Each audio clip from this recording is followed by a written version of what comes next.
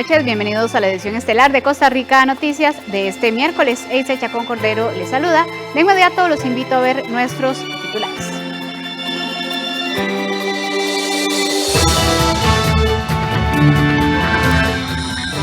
Tras 8 días consecutivos de trabajo, este miércoles finalizó la audiencia de solicitud de medidas cautelares por el caso de la cochinilla y será hasta el sábado cuando se den las medidas cautelares para los imputados. Pese a sufrir un quebranto de salud, la empresaria propietaria de H. Solís volvió a las celdas del OIJ este miércoles tras ser valorada en un centro médico. Ya está a la venta el gordito de medio año. Traerá un premio mayor a 400 millones de colones. En 2 emisiones. Se jugará el 4 de julio. La Caja Costarricense del Seguro Social arrancará la próxima semana la vacunación contra la influenza. Va dirigida a 1,5 millones de personas.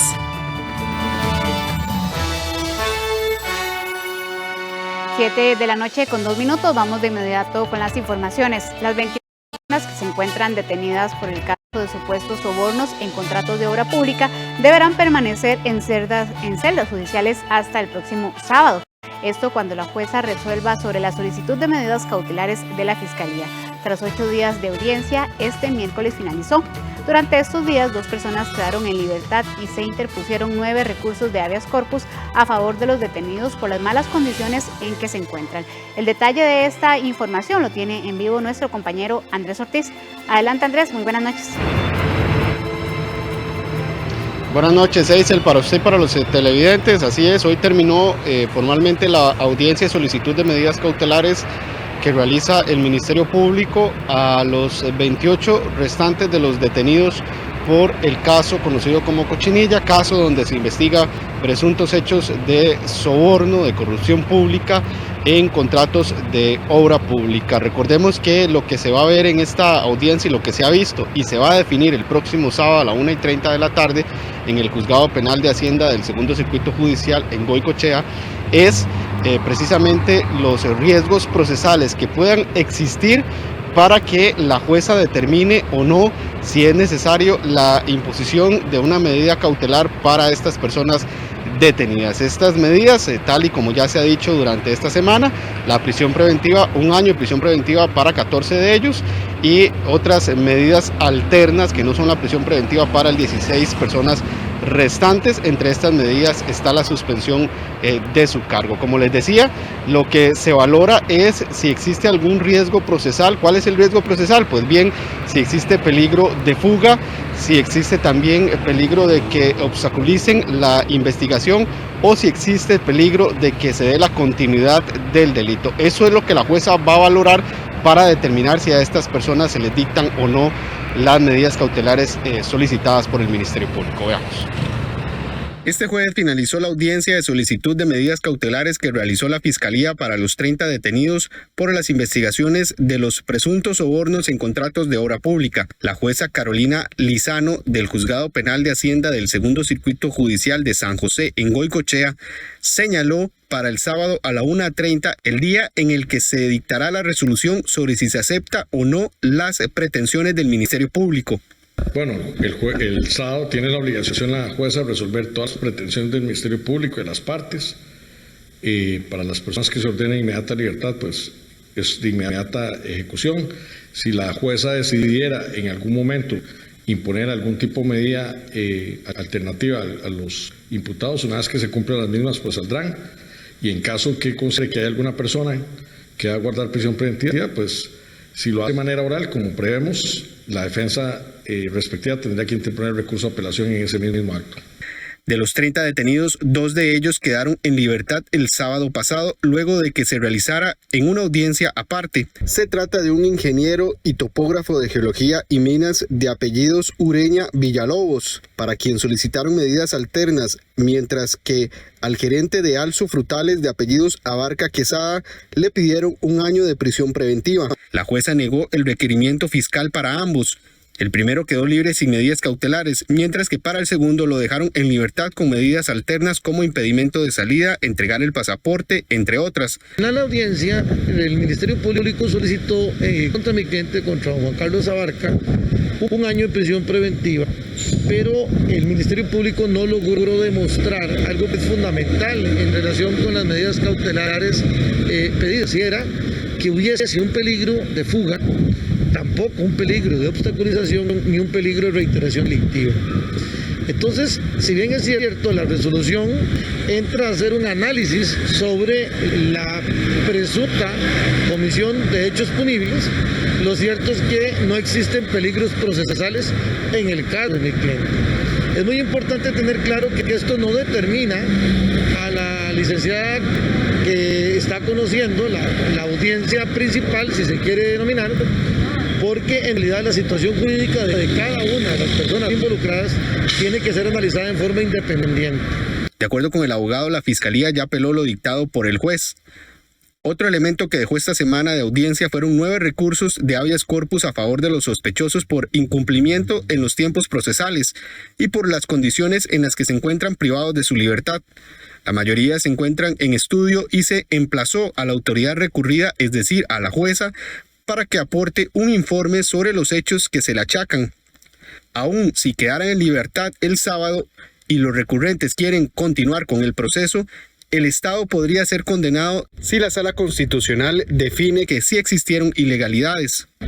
Se condena al Estado al pago de los daños y perjuicios ocasionados con ocasión de sobrepasar los límites constitucionales para la detención de las personas, y eventualmente podría ordenarse la libertad de una persona que esté detenida en lo que la sala estime ilegalmente. La jueza deberá resolver la situación jurídica de ellos uno a uno. Bien, tal y como lo decíamos al inicio, en este proceso de esta audiencia de solicitud de medidas cautelares para estas personas, la jueza no entrará a ver el fondo del caso, es decir, no entrará a ver el hecho del por qué en este momento se investigan, sino precisamente lo que les mencionaba, si hay algún riesgo procesal para que estas personas no se mantengan atados al proceso que en este momento se está realizando. Por último, nada más indicarles también en información que dio a conocer el día de ayer nuestro compañero David Roversi, que lo señaló de la investigación que se realiza, confirmado por la Fiscalía General, que recibió una denuncia en contra del ministro Rodolfo Méndez Mata, misma que fue remitida a la fiscal adjunta de Probidad, Transparencia y Anticorrupción para que se entregue al fiscal subrogante elegido durante esta semana por corte plena. Recordemos que se eligió un nuevo fiscal subrogante que verá todo lo que sea relacionado con este caso de la cochinilla, porque el fiscal subrogante nombrado se inhibió también de conocer este caso. Es por eso que se derivó el expediente denominado policialmente como cochinilla al licenciado Miguel Ramírez López, el subrogante, el fiscal subrogante que les mencionaba, que ya fue juramentado por corte plena, y él será el que estará realizando la investigación, donde lo que se investiga es un presunto delito de incumplimiento de deberes por parte del ministro Méndez Mata. Esta información nos la dio a conocer nuestro compañero David Roversi, y también parte de lo que se investiga en casos paralelos de este hecho. Ahora la resolución será el sábado, mientras tanto las personas todavía continúan detenidas. Ahí Celeste, la información que tenemos. Regreso con ustedes al estudio. Buenas noches. Gracias, Andrés, por esta información. Muy buenas noches. Seguimos hablando de este tema porque la audiencia del caso Cochinilla se ha convertido en una de las más extensas de la historia de Costa Rica, y esto ha pasado factura tanto a abogados como a investigados. El más reciente fue el caso de Mélida Solís, quien tuvo que ser trasladada a un centro de salud. Pero ¿quién es ella y de qué se la acusa? Eso se lo respondemos en la siguiente nota. La audiencia para establecer las medidas cautelares de 28 detenidos en el caso Cochinilla es quizás de las más extensas en la historia de Costa Rica. Esta situación ha pasado factura a algunos involucrados en el proceso, entre ellos los abogados de la defensa y los propios investigados. El caso más reciente se dio este martes por la tarde cuando Mélida Solís Vargas, la dueña de la empresa constructora H. Solís, presentó un quebranto de salud en medio de la audiencia. Esto obligó la intervención del médico forense del Tribunal del Segundo Circuito Judicial de Goicoechea y luego tuvo que ser trasladada a un centro médico. Su abogado, Eric Gatjens, confirmó que Solís fue estabilizada en un centro médico y trasladada de regreso a las celdas del OIJ a eso de las 8 p.m. de este mismo martes. Solís permanece arrestada junto a los restantes 28 detenidos a la espera de la resolución sobre las medidas cautelares, la cual se dará a conocer el próximo sábado. Ya ella se siente mejor y ya fue trasladada anoche de vuelta a las celdas, ¿verdad? Entonces está estable, pero como yo he venido denunciando, las condiciones de salubridad en estas celdas no son las óptimas, hay mucho hacinamiento, pues obviamente hay un gran riesgo para la salud del Estado. ¿Pero quién es Mélida Solís y de qué se le acusa? La empresaria de 61 años, madre de un hijo de 34 y vecina de Mata Redonda en San José, es una de las propietarias de la firma H. Solís, una de las principales constructoras involucradas en el caso conocido como Cochinilla. A Solís, al igual que una treintena de personas más, entre empresarios y funcionarios públicos, se les investiga por presuntos delitos de corrupción en contratos de obra pública y de conservación vial. Mélida es hermana de Sonia Solís Vargas, de 57 años, secretaria de la empresa constructora Also Frutales, quien también fue detenida el pasado 14 de junio y se mantiene en las celdas del OIJ. H. Solís tiene más de 50 años de trayectoria. Fue fundada en 1963 por Hernán Solís, pero su hija Mélida es quien ha estado a la cabeza de la constructora por más de 40 años. Esta gestión la ha compartido con su esposo Roberto Acosta, quien ocupa el puesto de gerente general de la empresa. En una entrevista en la revista Construir en el 2018, Solís mencionó lo siguiente: en la actualidad me encuentro asumiendo otra etapa, que es preparar a la compañía para que en el futuro pueda pasar a manos de otra generación, donde desde ya asumo la tarea de transmitir los mismos valores profesionales y personales que me fueron legados y que he mantenido durante toda mi gestión, declaró. Su entrevista destaca en la portada de la revista, donde la empresaria luce un elegante vestido rojo. En la misma publicación, Solís mencionó como proyectos icónicos donde ha intervenido H. Solís a la construcción de los puentes mayores de la Ruta 27, la rehabilitación de más de 1.000 kilómetros de carreteras nacionales, así como el desarrollo inmobiliario de edificios verticales. Además, planteó como un reto para ese entonces la continuidad y desarrollo de los contratos de conservación vial, la ejecución de Circunvalación Norte y la participación en nuevos procesos de contratación para infraestructura pública. Para la empresaria, la Fiscalía Adjunta de Probidad, Transparencia y Anticorrupción solicitó 1 año de prisión preventiva mientras es investigada como sospechosa de delitos de corrupción. Según se lee en el expediente del caso Cochinilla, del cual Costa Rica Noticias tiene copia, Mélida Solís y representantes de su empresa pudieron mantener un sistema de relaciones de confianza dentro del Consejo Nacional de Vialidad, CONAVI, entre ellos un estrecho vínculo con Carlos Solís Murillo, quien era gerente de adquisición y finanzas de CONAVI. De acuerdo con las autoridades, esta relación de confianza con el funcionario, gracias al presunto pago de sobornos, le permitieron a H. Solís tener ventaja en los procesos de contratación, además del pago expedito de facturas desde la entidad. Bajo el caso Cochinilla, la Fiscalía Anticorrupción investiga supuestos delitos de cohecho, peculado, pagos irregulares de contratos administrativos, tráfico de influencias, malversación de fondos, asociación ilícita, estafas y falsedad ideológica relacionados con la construcción de obra y mantenimiento de la red vial. El daño del Estado por estas supuestas irregularidades se estima en unos 78.000 millones de colones. El legislador del Partido Liberación Nacional, David Gurzón, asegura que nunca presentó una moción en la Comisión de Asuntos Hacendarios para promover 22.000 millones de colones que podrían haber terminado favoreciendo a las constructoras involucradas en el caso conocido como Cochinilla. Gurzón más bien fue claro en señalar que esta moción fue presentada por la hoy jefa de fracción del partido de gobierno y que la misma se dio a petición del jerarca de Obras Públicas y Transportes.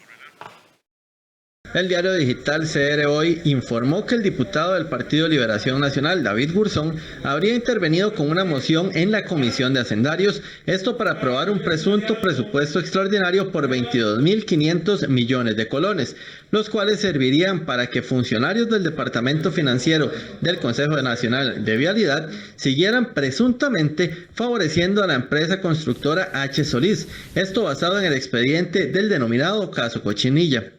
Por esta razón consultamos al legislador verde y blanco sobre el señalamiento, el cual negó rotundamente. Inclusive aseguró, y lo cual confirmó Costa Rica Noticias, es que él ni siquiera era parte de esta comisión. Además, indicó que quien presentó la moción fue la actual jefa de fracción del Partido Acción Ciudadana. Esto a petición del propio ministro de Transportes, Rodolfo Méndez Mata. Están desviando la atención. En el acta de la sesión número 13 del 20 de julio del 2019 está muy claramente todo. Ahí dice quién presentó la moción. ¿A pedido de quién? A pedido del ministro de Obras Públicas y Transportes. En ninguna parte aparece este diputado firmando moción alguna, ni votando, ni hablando a favor ni en contra. No estuve presente, no soy parte de esa comisión. ¿Quién presentó la moción? La presentó la diputada Laura Guido, dice, a pedido, ahí lo dice ella en sus palabras, a pedido del ministro de Obras Públicas y Transportes. Nosotros presentamos la moción, efectivamente, siempre justificados, motivados públicamente, como consta en las actas, en poder acercar recursos a obra que estaba en ejecución.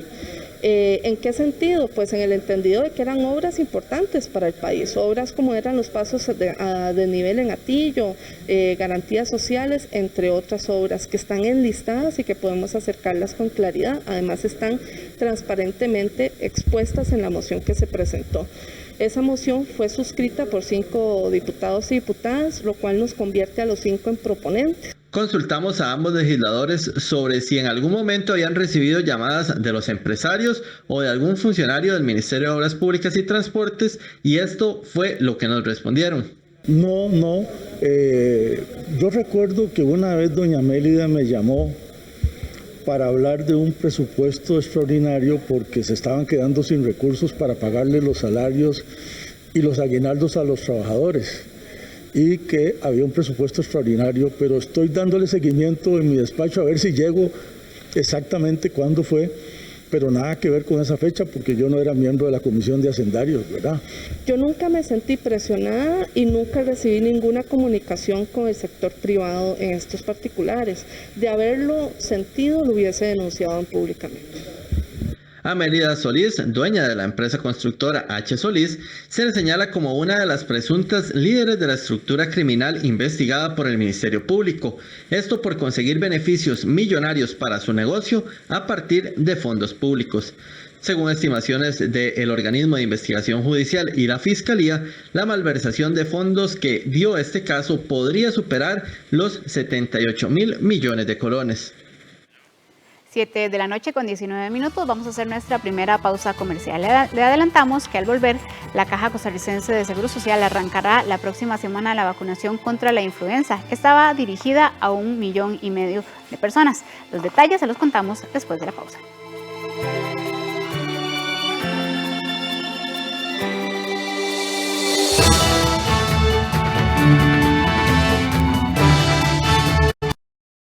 Historias de vidas que han sido transformadas por la ciencia, la tecnología y la innovación. María la Baja es un pueblo rico en cuanto a la cultura porque tenemos el canto del bullerengue. Es un municipio muy alegre. Ancestralmente María la Baja eran tierras indígenas. Fórmulas de cambio, los lunes a las 11 de la noche, en 13, Costa Rica Televisión. La Copa América lo confirmó. Las mejores jugadas, los grandes goles, las estadísticas día a día.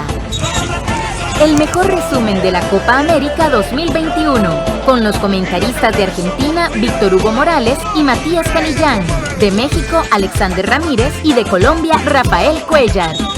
El golazo. Todos los días a las 10 de la noche. Aquí en 13, Costa Rica Televisión. Presentamos Caso Próbolo, el Instituto del Silencio. Porque nosotros sufrimos muchos años, Andes, demasiado sufrimos. Un documental argentino que denuncia la violación en un colegio privado. Esto tiene que llegar a buen puerto en impartir justicia y en develar todos los problemas. Este domingo 27 de junio a las 9 de la noche.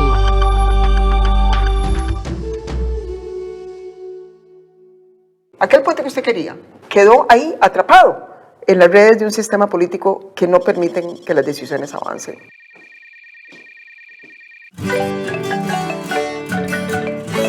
No tengo dinero ni nada que dar. Venga, cálleme usted. Venga, cálleme usted. A la primera institución que recurren es a la municipalidad, aunque el problema no sea de la municipalidad.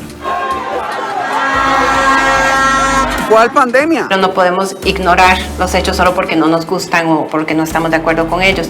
Si un Estado se compromete solamente con una cierta creencia religiosa, excluye y discrimina al resto de la ciudadanía que no comparten esas visiones del mundo. A la gente le encantaría tener las carreteras que hay en Suecia y pagar los impuestos que se pagan en Guatemala. Estamos viviendo de la inercia, no estamos tomando las decisiones para dar otros 50 años de bienestar. Animales políticos. Estreno el 27 de junio, los domingos a las 7 de la noche, con repetición los martes a las 8:30 de la noche. En 13, Costa Rica Televisión. Banco Popular presenta El Tipo de Cambio. 7 de la noche con 22 minutos. A esta hora repasamos el tipo de cambio de dólar que corresponde a este miércoles según el Banco Central de Costa Rica. Usted lo observa en pantalla. La compra 613 colones con 89 céntimos y la venta 621 colones con 41 céntimos. Banco Popular presentó El Tipo de Cambio. Como les decíamos antes de ir a la pausa, la Caja Costarricense de Seguro Social anunció que la próxima semana iniciará la vacunación contra la influenza. Según la entidad, la meta es proteger a 1,5 millones de personas.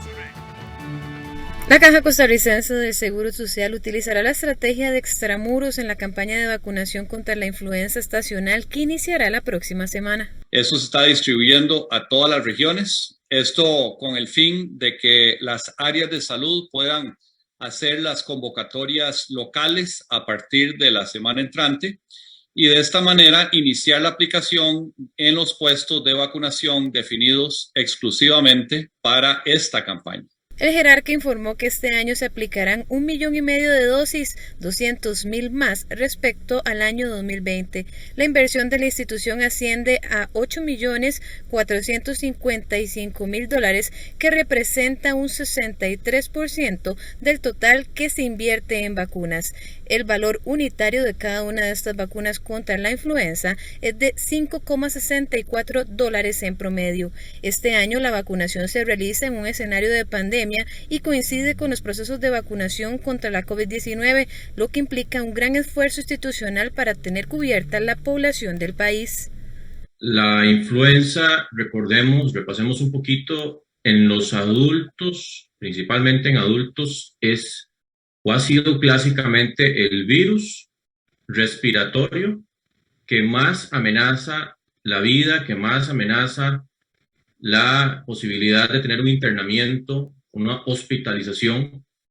Claro que llegó el SARS-CoV-2 y le quitó el trono, ¿verdad?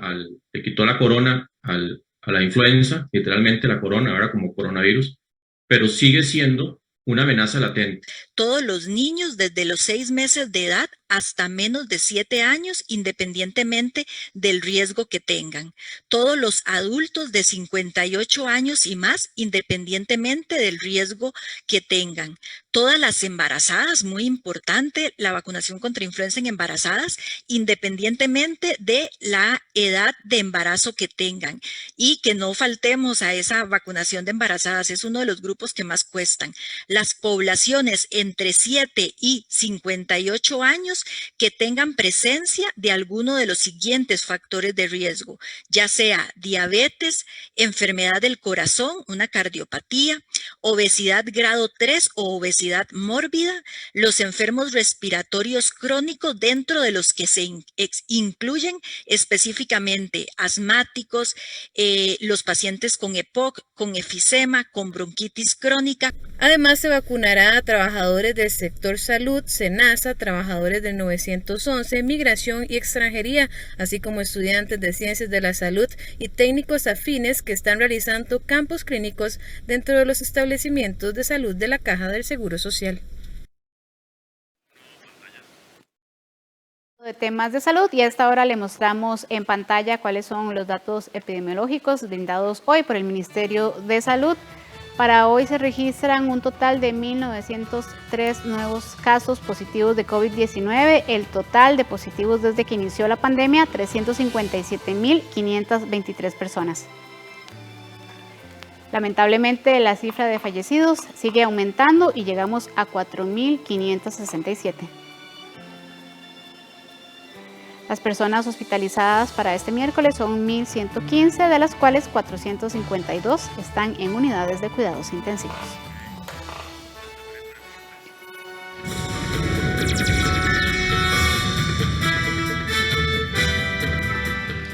Y a esta hora le damos la bienvenida al set de Costa Rica Noticias a nuestra compañera Andrea Salazar, quien tiene toda la información deportiva. Muy buenas noches, Andrea, bienvenida. Hola, ¿qué tal? Buenas noches, Seisel, qué gusto saludarla y también a usted que nos sigue aquí en Costa Rica Noticias. Arrancamos con excelentes noticias. Por cierto, la campeona del mundo de la Federación Internacional de Boxeo en las 105 libras, Yocasta Valle, volverá a subirse al ring este próximo 31 de julio en la Arena Oxígeno contra la venezolana Débora Renfiño, donde nuevamente la nacional va a poner en juego su título. Valle no ha dejado de entrenar, por lo que está lista para demostrar todo su poderío y seguir con su racha de victorias, esto en busca de ser la mejor libra por libra de su peso. La Pantera Rengifo tiene un récord de 14 peleas ganadas, 7 por knockout, 7 derrotas y un empate, pero lo más importante es que sus derrotas por lo general han sido por título mundial, lo que significa que esta boxeadora ha logrado pelear contra las mejores del mundo. La pelea se realizará sin público y con todas las medidas sanitarias impuestas por el Ministerio de Salud. Bueno, y Ernesto Lobito Fonseca estará en los Juegos Paralímpicos de Tokio 2020. El costarricense fue invitado a participar en las pruebas en silla de ruedas de 100 y 200 metros. La delegación costarricense que asistirá a los Juegos Paralímpicos de Tokio 2020 ya tiene 6 integrantes, luego de que se confirmara la presencia de Ernesto Lobito Fonseca en las justas. Fonseca se une a otros 2 chicos que estarán en paraatletismo, Sherman Witty y Melissa Calvo. Además, nuestro país tendrá representación en paraciclismo con Henry Rabe y en parataekwondo con Andrés Molina. Será la primera vez que Lobito asista a unos Juegos Paralímpicos. En las anteriores justas, en Río 2016, el paraatleta logró la marca para participar, pero el Comité Olímpico Nacional otorgó el único cupo disponible a José Jiménez. Fonseca competirá en los 100 y 200 metros. En la primera prueba su marca es de 24 segundos y 57 décimas. Estoy muy feliz, agradecido y ojalá que tengamos un buen desempeño en las Paralimpiadas en Tokio 2021 y muy agradecido con todas las personas que han sido parte de esto, a mi familia, a mi novia Sofía, a Raquel por toda la ayuda en la parte de alimentación. Lobito ha representado al país en otras competencias internacionales, como el Mundial del 2017, donde fue séptimo en los 100 metros. En esa ocasión también participó en la carrera de 400 metros. Fonseca es paraatleta desde el 2014 y ha competido en maratones y eventos de pista. La delegación tica que asistirá a las justas de Tokio aún podría crecer, ya que el Comité Olímpico Nacional solicitó invitaciones para Camila Haase en paranatación, Steven Román en paratenis de mesa, José Pablo Gil en tenis de silla de ruedas y Diego Quesada en paratiro con arco. Los Juegos Paralímpicos de Tokio se disputarán del 24 de agosto al 5 de septiembre. El último día de la fase de grupos de la Euro 2020 estuvo cargada de emociones y dejó 2 enfrentamientos de lujo para octavos de final. Bélgica contra Portugal e Inglaterra contra Alemania son los duelos más llamativos de la siguiente fase. El grupo de la muerte le puso el cierre a la primera ronda de la Euro y le hizo honor a su apodo, porque pasó de todo y todo pudo pasar. Francia, que ya estaba clasificado, empató a 2 goles con Portugal, en el que otra vez sobresalió Cristiano Ronaldo, que de penal marcó los 2 tantos lusos y alcanzó el récord de máximo goleador en la historia de selecciones, con 109 dianas. El atacante de la Juventus igualó al israelí Ali Daei. Ronaldo es el máximo artillero histórico de la Euro y el mejor anotador de la presente edición, en la que ha celebrado en 5 ocasiones. Con el empate, los galos se aseguraron el primer lugar, mientras que Portugal cayó al tercero, a pesar de que en algún momento fue segundo porque Hungría sorprendía en su visita a Alemania y dejaba por fuera al múltiple campeón del mundo. Pero un tanto de León Goretzka a 6 minutos de final metió a los teutones en la otra fase. Al ser tercero, Portugal deberá enfrentar al primer lugar del grupo B, que es Bélgica, uno de los únicos 3 equipos que han ganado los 9 puntos disputados. Esta será una de las series más llamativas y dejará por fuera a uno de los favoritos al título. El ganador se verá las caras con el triunfador del juego entre Italia y Austria. En los otros 2 juegos de este lado de la llave se enfrentarán España contra Croacia y Francia ante Suiza. Alemania, que es sus 2 de más para lograr el boleto, también tendrá un duelo difícil. Los teutones revivirán un enfrentamiento histórico cuando busquen el pase a cuartos de final en Londres ante Inglaterra. El ganador de este compromiso jugará en cuartos de final frente al vencedor del encuentro entre Suecia y Ucrania. Países Bajos contra República Checa y Gales ante Dinamarca serán los otros partidos de este lado de la llave. La ronda de octavos de final se jugará entre sábado y martes de la próxima semana.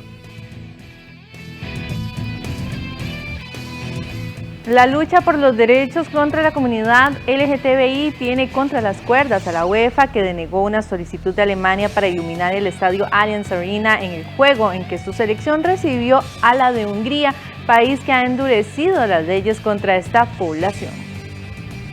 Una ley firmada por el gobierno de Hungría que prohíbe la enseñanza de contenidos sobre la homosexualidad a menores de edad desató un movimiento de protesta que dejó muy mal parada a la UEFA, que rechazó una solicitud de Alemania en apoyo a la comunidad LGTBI. Alemania pretendía iluminar el estadio Allianz Arena en el partido entre su selección y la húngara, lo cual no fue permitido por la institución organizadora de la Euro 2020.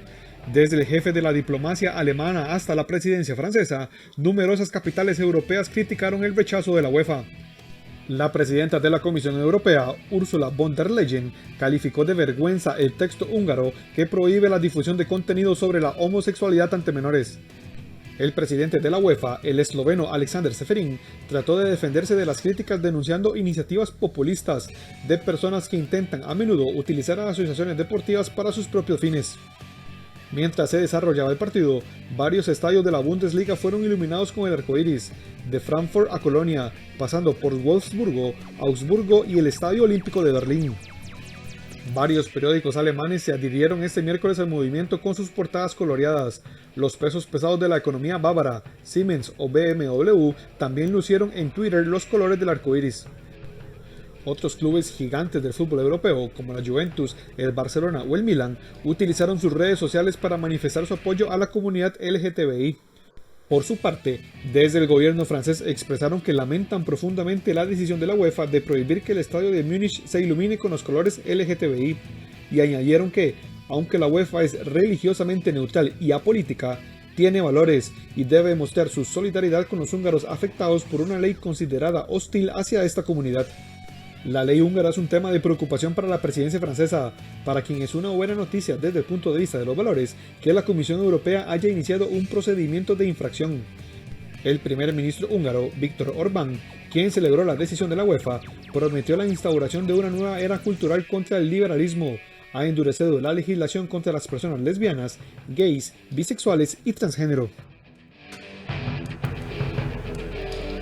Eso es todo en los deportes, gracias por acompañarnos. Eisel, usted tiene más información, nada más Recordarles que ya estamos a un mes exacto de los Juegos Olímpicos y pues en estos días de acá que inicien los Juegos vamos a estar trayéndoles algunas historias sobre la participación de Costa Rica a lo largo de los Juegos Olímpicos. Una de las más grandes, tengo entendido, ¿verdad?, de la historia. Es correcto, y son 11 los que tenemos ahorita. Ya han ido delegaciones de 11 personas a Juegos Olímpicos. Lo que pasa es que esta es la primera vez que tantos atletas logran la clasificación. En otras ocasiones son 5 o 6 los que han logrado la clasificación y el resto han logrado ir pero con invitación o con wildcard, pero esta vez sí han logrado clasificarse todavía más atletas. Bueno, desde ya entonces les mandamos todas las buenas vibras y que esperamos que tengan un excelente desempeño y que por supuesto que lo disfruten porque es parte de, ¿verdad? Así es, y apoyarlos mucho desde acá. Así es, muchas gracias, Andrea, buenas noches. Buenas noches, Eisel. Nosotros vamos a hacer una pausa comercial, pero quédese porque al volver le contamos que ya está a la venta el gordito de medio año. Traerá un premio mayor de 400 millones de colones en 2 emisiones y se jugará el próximo 4 de julio. Nuestra compañera Ana Marta Arce nos tendrá los detalles en vivo. Ya casi volvemos.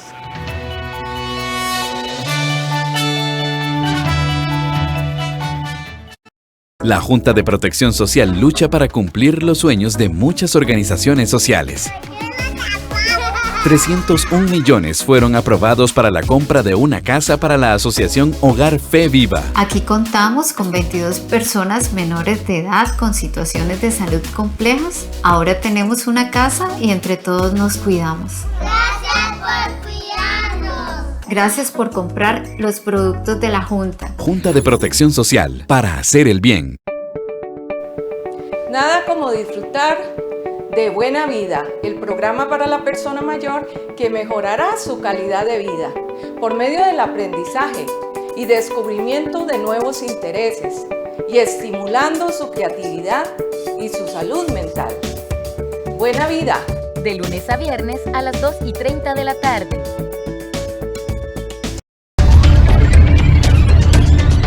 Hola, ¿qué tal? En Costa Rica se necesita construir más de 30.000 viviendas nuevas para solventar el déficit habitacional que enfrentamos y cerca de 300.000 no tienen el mantenimiento adecuado, lo cual suma más a ese déficit de vivienda que tenemos en Costa Rica, en lo cual el tema de la vivienda de bienestar social es sumamente importante porque es darle techo a la gente que más lo necesita. De eso vamos a hablar en Una Mirada esta semana. Acompáñenos. Por celebración del Mes del Medio Ambiente, en nuestro espacio Documentales UNED, presentamos Somos el Cambio Climático, el miércoles 23 de junio a las 9:30 de la noche y el sábado 26 a las 4:30 de la tarde, aquí en 13, Costa Rica Televisión.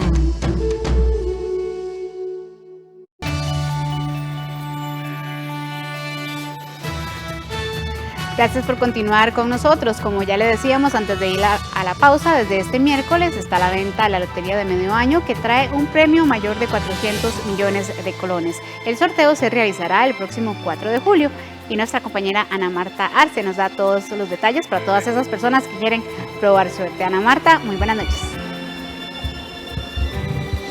Muy buenas noches, Eisel y amigos televidentes. Tal y como usted lo comenta, desde este miércoles está a la venta la Lotería del Gordito de Medio Año, que tiene un premio mayor de 400 millones de colones, un segundo premio de 80 millones de colones y un tercer premio de 35 millones de colones. El sorteo se realizará el próximo 4 de julio a las 7:30 de la noche.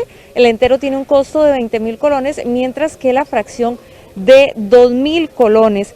La Junta de Protección Social ha indicado que durante este año de pandemia pues han tenido bajas en las ventas de lotería cerca de un 30%. Esto también lo comprobamos incluso ayer cuando hablamos con algunos vendedores, quienes nos decían que, por ejemplo, el sorteo del Día del Padre fue bastante bajo y bastante difícil de vender lotería. Pero veamos la siguiente información que hemos preparado. Por 13ª ocasión se jugará el sorteo extraordinario de medio año. El plan de premios de este sorteo supera los 2.636 millones de colones y vienen 2 emisiones de 100.000 billetes, cada uno con 10 fracciones. El gordito de medio año trae un premio mayor de 400 millones de colones, un segundo premio de 80 millones de colones y un tercer premio de 35 millones. Además tiene 20 premios de 2 millones de colones y 77 de 750.000 colones.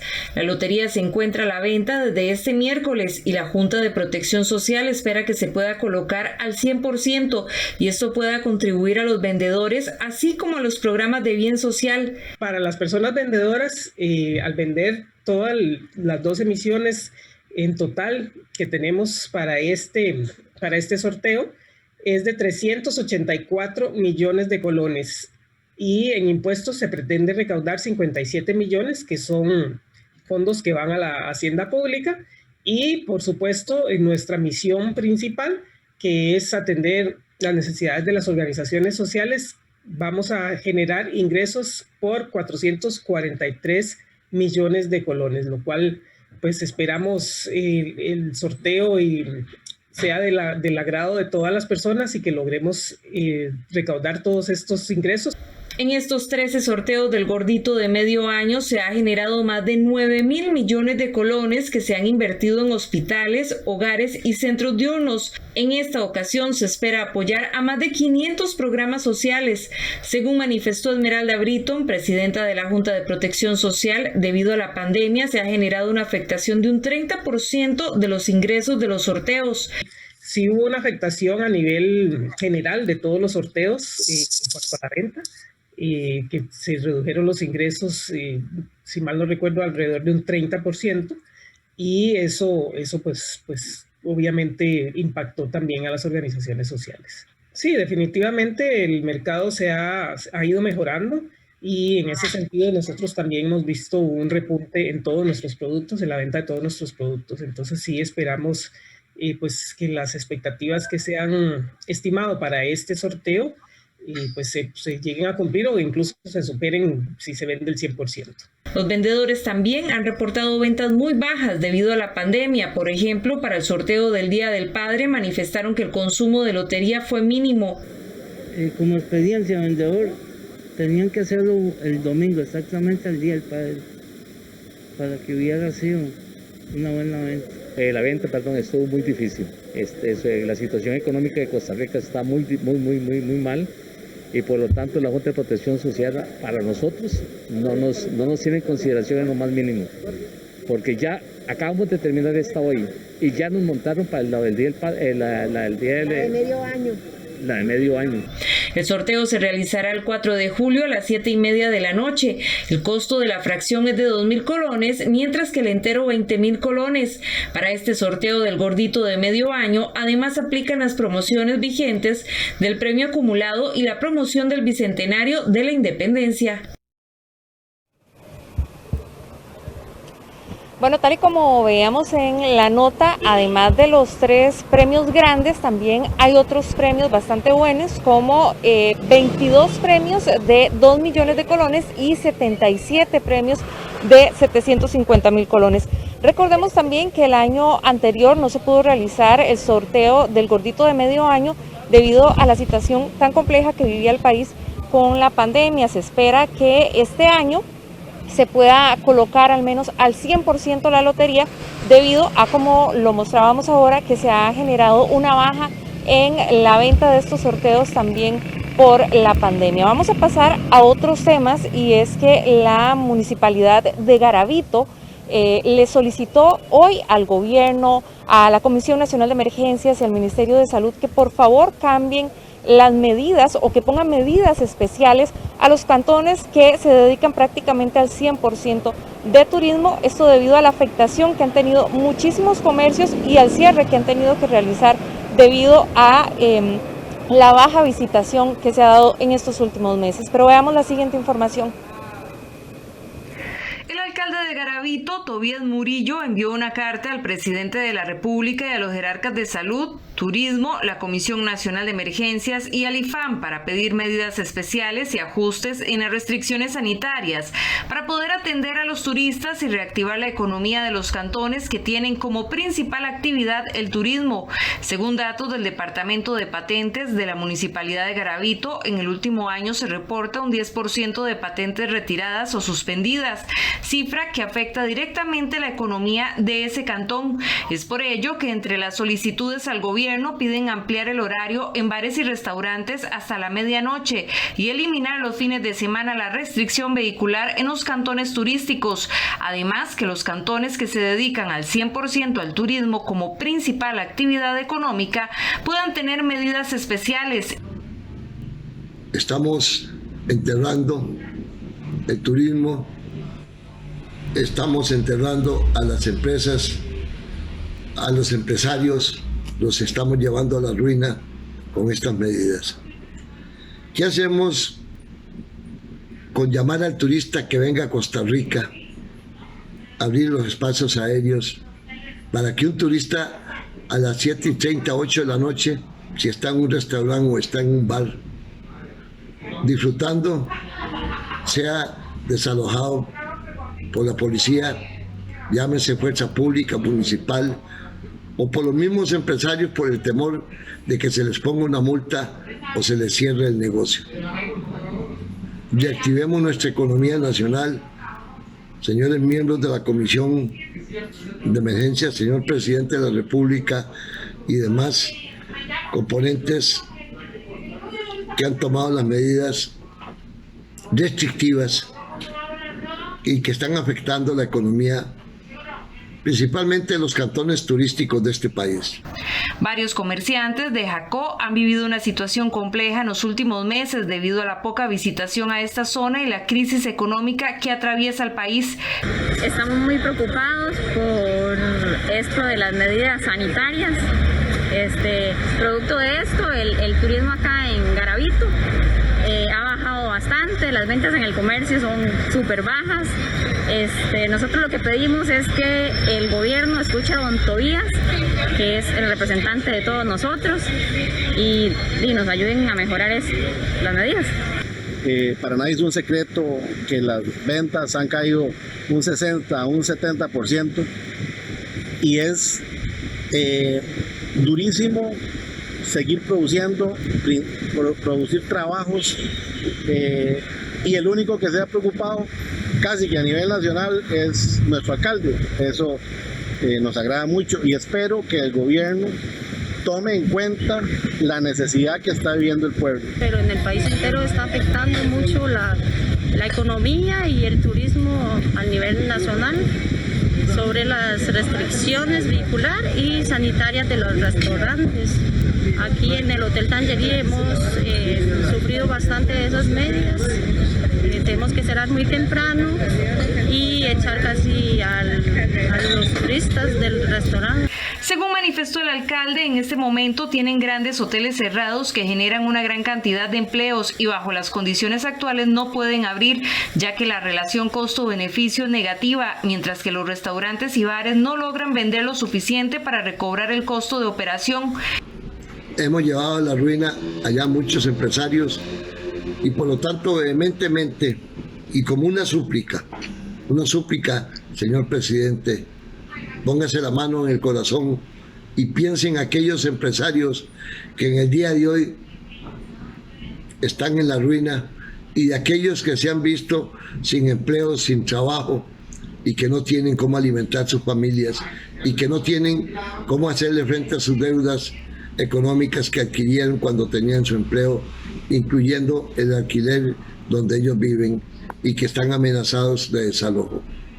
La economía de Garavito se basa en servicios y específicamente un 90% en el sector turístico. Por tal razón, consideran indispensable mejorar las condiciones para que el empleo se reactive.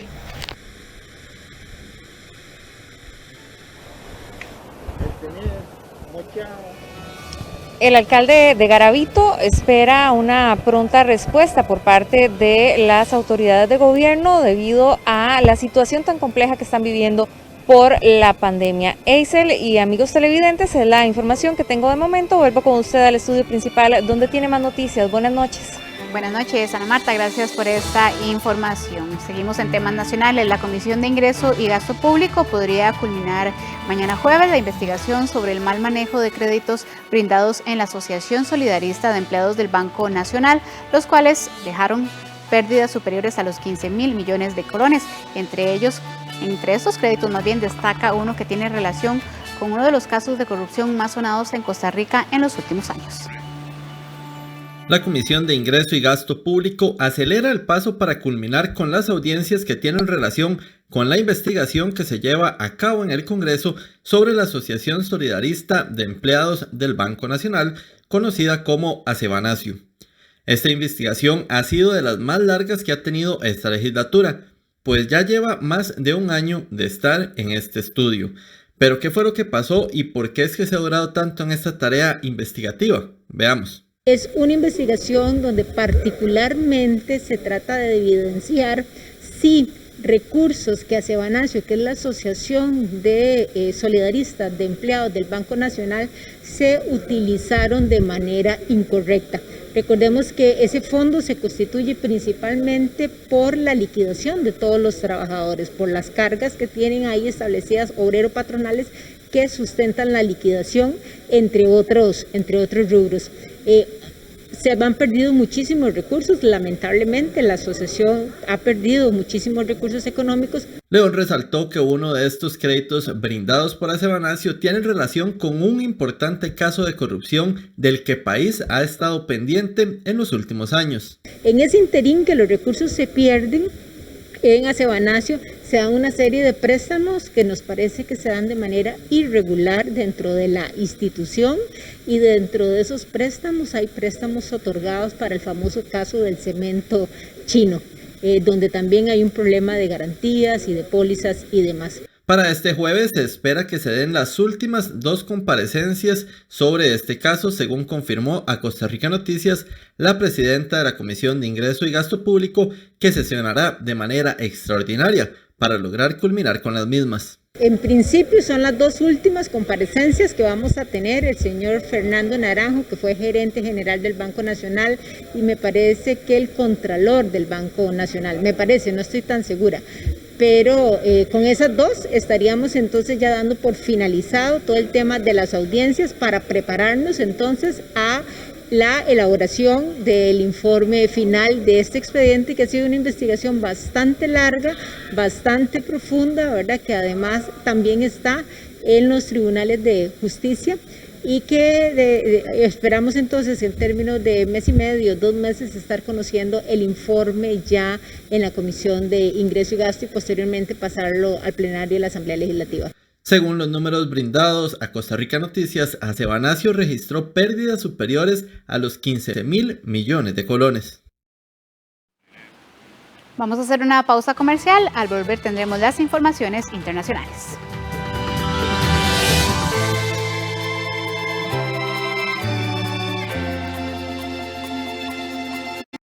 Mi hija Ariana disfruta mucho ver tele y le explico la importancia de también descansar y alimentarse bien. Por eso definimos horarios tomando en cuenta lo que ella quiere y llegamos a acuerdos. Eduquemos sin castigo físico ni trato humillante. Formemos con amor y respeto. PAN y Gobierno de la República.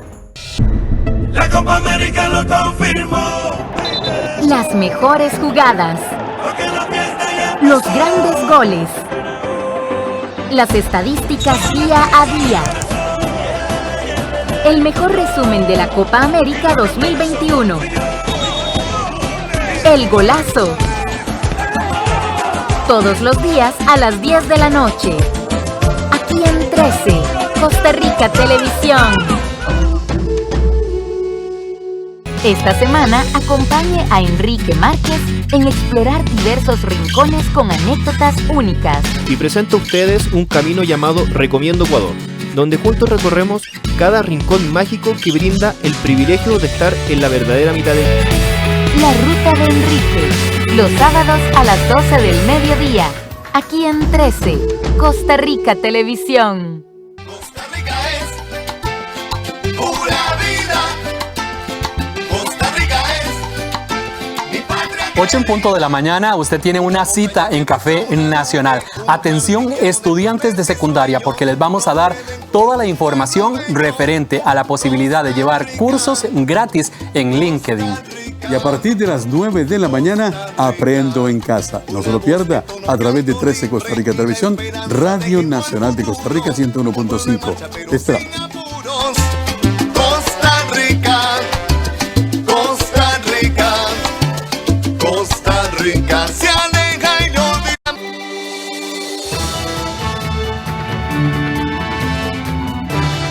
Y fuera de nuestras fronteras, el diario Prodemocracia Apple Daily de Hong Kong anunció este miércoles, que este jueves publicará su última edición después de que sus activos fueran congelados por las autoridades. Esto significa la desaparición del medio más crítico contra China en este territorio. El medio más crítico de Hong Kong deja de funcionar. El último número del diario Prodemocracia Apple Daily será publicado el jueves, menos de una semana después de que sus activos fueran congelados por las autoridades y varios directivos terminaran detenidos. El sitio en línea de la publicación dejará de actualizarse a medianoche, dejando sin trabajo a 1 millar de personas. Su cierre es el último ataque contra las libertades en la antigua colonia británica y a medio plazo podría llevar a medios internacionales presentes en Hong Kong a replantearse su presencia en este importante centro financiero internacional. El Apple Daily ha mostrado su apoyo firme durante años al movimiento Prodemocracia y nunca ha dejado de criticar abiertamente a los dirigentes chinos. Pekín, por su parte, siempre ha querido ver desaparecer al rotativo y ha utilizado la Ley de Seguridad Nacional para socavarlo. El capítulo final del periódico, creado hace 26 años, se produjo en la última semana, cuando las autoridades allanaron la redacción del periódico. Esta intervención paralizó completamente la capacidad de la empresa para continuar el negocio y pagar a sus empleados. Pekín ha alegado que las acusaciones contra Apple Daily se deben a artículos y columnas que supuestamente apoyaban las sanciones internacionales contra China, una opinión que ahora se considera ilegal. Los 9 líderes separatistas catalanes indultados por el gobierno español salieron de prisión tras más de 3 años entre rejas por el intento fallido de secesión del año 2017. Los 9 líderes separatistas catalanes indultados por el gobierno español salieron el miércoles de prisión. Luego de más de 3 años entre rejas por el intento fallido de secesión de 2017, los indultados fueron recibidos por un centenar de simpatizantes. ¿Y demà passat? Mañana, pasado y hasta el día de la victoria, continuaremos trabajando con toda la gente de este país sin excluir a nadie para hacer realidad nuestro sueño de una república catalana. ¡Viva Cataluña libre! República Catalana. ¡Visca Cataluña lliure! En 2019, el Tribunal Supremo condenó a los 9 a penas de entre 9 y 13 años de cárcel, y el miércoles ordenó excarcelarlos tras el indulto concedido un día antes por el gobierno español. El ejecutivo de izquierdas de Pedro Sánchez quiere promover el diálogo y la concordia en Cataluña, donde los separatistas han venido denunciando sistemáticamente el encarcelamiento de sus líderes por considerarlos presos políticos. El indulto fue muy criticado por la oposición de derecha. Perquè sí, perquè hi ha un viatge de... Y con esta información damos por concluida la presente edición de Noticias. Después de la pausa estará el espacio Conversaciones con Ernesto Rivera y posterior a esto, hoy estaremos también en nuestro programa de política currículo electoral con el precandidato del Partido Unidad Social Cristiana, Erwin Macís. No se lo pierda, muy buenas noches.